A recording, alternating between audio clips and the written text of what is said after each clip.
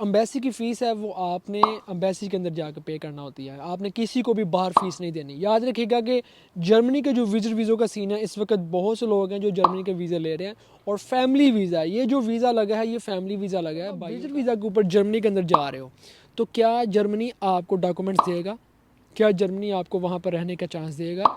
क्या जर्मनी आपको वहाँ पर हर चीज़ दे सकता है? अस्सलाम वालेकुम जी, कैसे हैं आप सब? उम्मीद है कि आप सब ठीक ठाक होंगे और खैरियत से होंगे। जहाँ भी रहें आबाद रहें, खुश रहें। और बहुत से लोग ये चाहते हैं कि दुनिया भर में हम बाहर निकलें और बाहर की कंट्री में जाएं, वहाँ की कंट्री को एक्सप्लोर करें, वहाँ पे घूमें और शायद वहाँ पर जाकर सेटल भी हो जाएं और काम भी करें। इसी तरह बहुत से लोगों की ये ख्वाहिश है, मेरी भी ख्वाहिश है और आप लोगों की भी ये ख्वाहिश है। आपसे बात कर रहा हूँ कि हम चाहते हैं कि यार हम बाहर जाएं और ऐसे कंट्री में जाएं जहाँ पर हमें डॉक्यूमेंटेशन भी मिल जाए, हम वहाँ पर सेटल भी हो जाएं और वहाँ पर हम एक्सप्लोर भी करें। और ऐसा ही एक कंट्री है जिसका नाम है जर्मनी। जी हाँ, जर्मनी एक ऐसा कंट्री है जिसका यूरोप के अंदर एक नाम है। एक ऐसा कंट्री जिसके अंदर बहुत ज़्यादा सैलरी है, एक ऐसा कंट्री जिसके लोग जो हैं वो बहुत अच्छे हैं, एक ऐसा कंट्री जो हम लोगों को, एशियंस को मोहब्बत की निगाह से देखता है। एक आम लोगों की मैं बात कर रहा हूँ, वहाँ के जो नॉर्मल लोग हैं वो लोग हमसे बहुत ज़्यादा मोहब्बत करते हैं। तो जनाब मेरी भी इन लोगों के साथ इंटरेक्शन हो चुकी है, मैं इन लोगों को देख चुका हूँ। इन लोगों के दिलों के अंदर वाकई बहुत ज़्यादा मोहब्बत है। और अब देखें, मज़े की बात यह है कि हमारे अपने कंट्री से, हम अपने कंट्री से बैठ के वीज़ा अप्लाई करते हैं और हमें वीज़ा मिल जाता है। और ये एक स्टोरी है, ये एक प्रैक्टिकल स्टोरी है, आज की हाल ही की स्टोरी मैं आप दोस्तों को सुनाने लगा हूँ कि एक फ़ैमिली ने पाकिस्तान में बैठ के विज़िट वीज़ा अप्लाई किया और उनको विज़िट वीज़ा खुद ही मिल गया। कितने पैसे लगे विज़िट वीज़ा के लिए, क्या क्या चीज़ें चाहिए, इस वीडियो के अंदर आपको लास्ट तक पता चल जाएगा। जो दोस्त भी जर्मनी को लेके ये चीज़ सोचते हैं कि यार मैं जर्मनी के अंदर जाना चाहता हूँ, वहाँ जाकर या मुझे वहाँ का वीज़ा मिल जाए, मैं वहाँ पर एक्सप्लोर करूँ। और क्या अब बात यह है कि हम लोग तो यहाँ पर हैं, यूरोप के अंदर हैं, क्या आप जर्मनी के अंदर जाकर विजिट पे जाते हैं या किसी और तरीके से जाते हैं, वहाँ पर आप सेटल हो सकते हैं?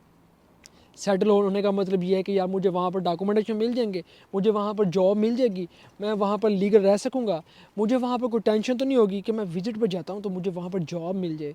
ये सारी चीज़ें इस वीडियो के अंदर स्टार्ट करते हैं। जर्मनी में सबसे पहले जाने के लिए आपको चाहिए आपका आई डी कार्ड, सेकेंड चीज़ है आपका पासपोर्ट। पहली तो ये दो चीज़ें आपके पास होनी चाहिए। थर्ड चीज़ है आपकी बैंक स्टेटमेंट। बैंक स्टेटमेंट कितनी? मिनिमम 10 लाख की, मैक्सिमम 20, 30, 40, 50 जितने के भी हो, ये आपके ऊपर है। ठीक है, मिनिमम 10 लाख की होनी चाहिए। और पिछले 5-6 माह से आपका जो बैंक अकाउंट है वो रनिंग के अंदर हो, पता हो कि ये पैसे कहाँ से आ रहे हैं और कहाँ पर जा रहे हैं। ये चीज़ आपकी प्रैक्टिकली होनी चाहिए। ठीक है, 3 चीज़ें ये मैंने आपको क्लियरली बता दी हैं, ये आपके पास होनी चाहिए। चौथी चीज़ है कि आप विजिट वीज़ा अप्लाई कर रहे हैं, आपके पास करैक्टर सर्टिफिकेट, वो आप जो भी जिस भी इलाके में रहते हैं वो आपने बनवा लेना है, वो आपके पास होना चाहिए जब आप विजिट वीज़ा अप्लाई कर रहे होंगे। उसके बाद है पांचवी चीज़, आपकी 2 photo, passport size white background आपकी 2 फ़ोटो हैं, वो भी आपको विजिट वीज़ा अप्लाई करने के लिए चाहिए ही चाहिए। देन नेक्स्ट ये है कि अगर आप काम करते हैं, जॉब करते हैं, प्राइवेट किसी कंपनी में काम कर रहे हैं तो वहाँ पर आपको उसका लेटर चाहिए छुट्टियों का। और अगर आप गवर्नमेंट एम्प्लॉयर हैं, आप गवर्नमेंट के अंडर सेमी गवर्नमेंट या गवर्नमेंट के अंदर जॉब करते हैं तो आपको एक्स लीव चाहिए। एक्स लीव जितने भी गवर्नमेंट के एम्प्लॉयज़ हैं वो ये बात जानते हैं कि आपको एक्स लीव मिल जाती हैं, साल की या 2 साल की या चंद मंथ की है, वो आप ले सकते हैं और वो आपने पेपर साथ में लगाना होता है। अब इसके बाद विजिट वीज़ा अप्लाई करने के लिए आपको लेनी पड़ती है अपॉइंटमेंट। अब ये अपॉइंटमेंट के लिए 2 चीज़ें हैं। जितने भी लोग हमारे पंजाब से हैं, पंजाब और इसके अलावा केपीके से, इनको डील कर रही है पाकिस्तान के अंदर इस्लामाबाद एम्बेसी। ठीक है, और जितने भी लोग हमारे दूसरी साइड से हैं जैसे कि बलूचिस्तान है और सिंध है, इसको डील कर रहा है कराची, कराची के अंदर। दोनों जगहों से ये डीलिंग की जाती है और इसके लिए आपने लेनी होती है एम्बेसी की अपॉइंटमेंट।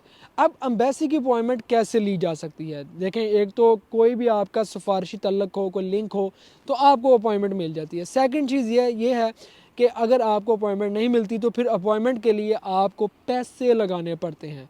और पैसों की क्या सीन है, जो हमारे भाई ने लगाए हैं, 30,000 रुपये पाकिस्तान लगाया, अपॉइंटमेंट ली है कराची से और अपॉइंटमेंट लेके एम्बेसी में गए। वहाँ पर फिर उन्होंने अपने सारे ये डॉक्यूमेंटेशन जो भी थे, बैंक स्टेटमेंट XYZ सब कुछ इन्होंने वहाँ पर दिया, वहाँ पर दे के और वीज़ा फिर अप्लाई किया।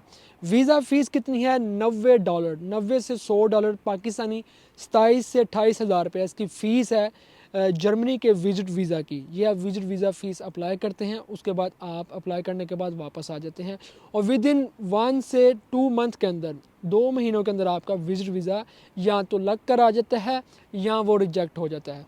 मोस्टली ये जो केसेस आ रहे हैं अभी इस वक्त कि विजिट वीज़े जर्मनी बहुत ही ईजिली दे रहा है, बहुत ज़्यादा ईजिली दूसरे कंट्री के निस्बत से ये जो कंट्री है ये आपको विजिट वीज़े आसानी से दे रहा है। ये है कि जो एम्बेसी की फ़ीस है वो आपने एम्बेसी के अंदर जाकर पे करना होती है, आपने किसी को भी बाहर फ़ीस नहीं देनी। याद रखिएगा कि जर्मनी के जो विजिट वीज़ों का सीन है, इस वक्त बहुत से लोग हैं जो जर्मनी के वीज़े ले रहे हैं और फैमिली वीज़ा, ये जो वीज़ा लगा है ये फैमिली वीज़ा लगा है, भाइयों का, भाई और हमारी भाभी हैं, दोनों का विजिट वीज़ा लग गया और दोनों अब फ्लाई कर रहे हैं जर्मनी के लिए। अब यहाँ पर सवाल आता है, अब बात आ जाती है, अब बात मेरे साथ आ जाती है आपकी। ये तो थी एक कहते हैं फॉर्मल एक चीज़ थी जो मैंने आपको बताई है कि भाई अगर आप लोगों को वीज़ा अप्लाई करना है तो क्या तरीक़ाकार है, और पाकिस्तान पंजाब के अंदर से या सिंध बलूचिस्तान के अंदर से अगर आप वीज़ा अप्लाई करते हैं तो उसके लिए आपको कराची जाना पड़ता है। तो ये सारी चीज़ें मैंने आपको बता दी हैं, क्या क्या चीज़ें चाहिए, कोई इतना मुश्किल नहीं है। आप कोशिश करें कि आप खुद अप्लाई करें, ठीक है, किसी की ज़रूरत नहीं पड़ती है आपको, चीज़ें हम लोग आपको बता रहे होते हैं। अब डिपेंड करता है कोशिश करने के ऊपर, जब तक आप कोशिश नहीं करेंगे तो आपका वीज़ा नहीं लगेगा। इवन कि आपकी रिजेक्शन भी हो तो तब भी कोई मसला नहीं है, दोबारा से अप्लाई कर सकते हैं आप, कोई टेंशन नहीं है। चाहे 1000 दफ़ा रिजेक्शन क्यों ना हो, आप वीज़ा अप्लाई करें, वीज़ा आपको मिल जाता है, एक नहीं तो दूसरी दफ़ा, दूसरी नहीं तो तीसरी दफ़ा वीज़ा मिल जाता है। अब बात यह है कि जब आप विजिट वीज़ा के ऊपर जर्मनी के अंदर जा रहे हो तो क्या जर्मनी आपको डॉक्यूमेंट्स देगा, क्या जर्मनी आपको वहाँ पर रहने का चांस देगा, क्या जर्मनी आपको वहाँ पर हर चीज़ दे सकता है? ये एक बहुत ही मेन क्वेश्चन है, बहुत ही मेन सवाल है। और जर्मनी एक ऐसा कंट्री है यूरोपीय यूनियन के अंदर कि भाई यहाँ पर जाकर एक बंदा नॉर्मली आम बंदा भी वहाँ पर जाकर 2000 यूरो नॉर्मली कमा सकता है, ठीक है, ये प्रैक्टिकली बात है। आम बंदा भी स्टार्टिंग के ऊपर उसके पास कोई एक्सपीरियंस नहीं है। तो होता ये है कि अगर आप स्टार्टिंग के ऊपर जर्मनी के अंदर जाते हैं तो आप वहाँ पर ज़ाहिर आप फिर असाइलम करेंगे और तो आपके पास कोई ऑप्शन नहीं है, कोई सीन नहीं है। लेकिन याद रखें जर्मनी आपको मैक्सिमम 6 महीने से लेकर साल 1.5 साल तक बर्दाश्त करता है। उसके बाद वो आपको डोल्डिंग लगा के एक पेपर दे देते हैं कि आप हमारा कंट्री छोड़ दें। अगर आप उनका कंट्री नहीं छोड़ते तो फिर वो आपको आपके मुल्क में वापस भेज देते हैं। बहुत कम चांसेस हैं पाकिस्तानियों के लिए और दूसरे कंट्रीज़ के लिए भी कि आप गैर कानूनी तरीके से वहाँ पर रह सकें, बहुत कम चांसेस हैं। हाँ, जब तक आपके पास ऑप्शन है, आप वहाँ पर असाइलम करवाया हुआ है, आपका केस चल रहा है, उसके अंदर अंदर आप वहाँ पर जॉब कर सकते हैं और जॉब बेशुमार है वहाँ पर। ऑलरेडी मैंने इसके ऊपर काफ़ी ज़्यादा वीडियोस बनाई हैं कि जर्मनी के अंदर कौन कौन सी जॉब्स हैं, तो वो वक्ती तौर पर आप कर सकते हैं, गुजारा कर सकते हैं, सिस्टम चला सकते हैं, जिसके अंदर जर्मनी आपको घर वगैरह दे, सब कुछ देगा, सुनेगा कि आप क्या चाहते हैं, क्या आपकी स्टोरी है, लेकिन ओवरऑल एट द एंड आपको वापस भेजा जाता है। और याद रखें जब आपको वापस भेजने लगेंगे, अगर आप कहते हैं कि मैंने यहाँ पर ही रहना है तो आपके पास कोई ऑप्शन नहीं है, सिर्फ आपको आपके वापस अपने कंट्री में आना पड़ेगा, डिपोर्ट होना पड़ेगा। और अगर आप डिपोर्ट हो जाते हैं तो फिर आपके लिए बहुत से मसले हैं। इसलिए मैं तो यही रिकमेंड करूँगा कि कभी भी ये चीज़ ना ज़हन में रखिएगा कि मैं वहाँ जाकर जर्मनी के अंदर ही जा रहा हूँ तो वहाँ पर ही सेटल होऊंगा, वहाँ पर ही काम करूँगा। जर्मनी एक ऐसा कंट्री है कि अगर आप जर्मनी के अंदर जाते हैं तो उसके लिए ये सबसे बेस्ट ऑप्शन है, या तो आप स्टडी वीज़े के ऊपर जा रहे हैं या आप उसका वर्क वीज़ा हाईली एजुकेशन के साथ एक्सपीरियंस के साथ आप अप्लाई करके वहाँ पर जा रहे हैं।